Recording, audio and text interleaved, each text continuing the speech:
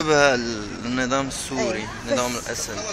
شوف أطفال الأطفال بيقتلوا هنا يعني. شوف ده الشهيد سامر منير، يعني شهداء الثورة السورية. هانتم شوف يعني مجازر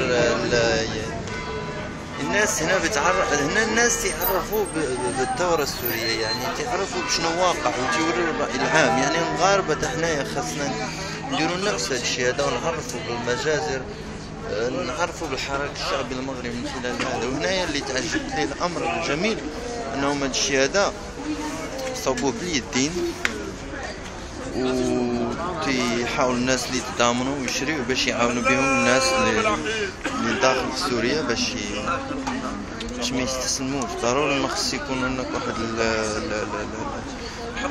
الدعم مادي مثلا.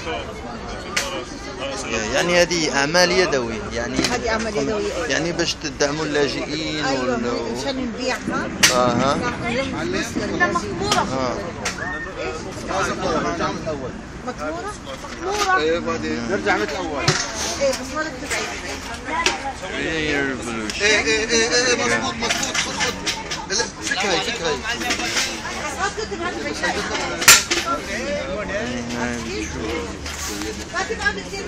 يعني هادشي تيصاوبوه باش يدعموا به الدوايات اللي توصل للناس اللي خاصهم الدواء في سوريا او بزاف الامور. يعني هنا التجربه ديالنا في سوريا تعرفوا بالحراك الشعبي ديالهم. هانتوما تعرفوا بالحراك الشعبي ديالهم، يعني مش بحال المغاربه يعني ننتقدوا ونحلوا حكومات وهذا. يعني هانتوما شوف هنا تعرفوا بما يقع في سوريا.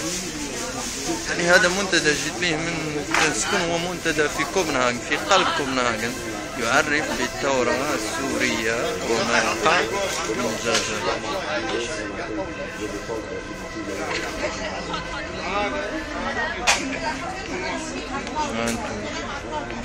هنا شهداء، شهداء الثورة السورية.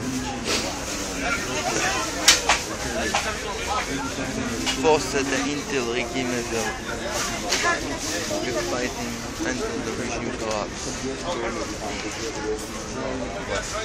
يعني هنا صور وإبداعات فنية للتعريف بنظام الأسد.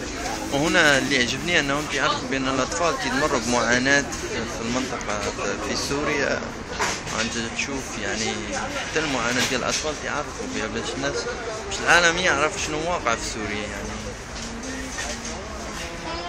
أن نظام الأسد يقوم بمجازر من الدم.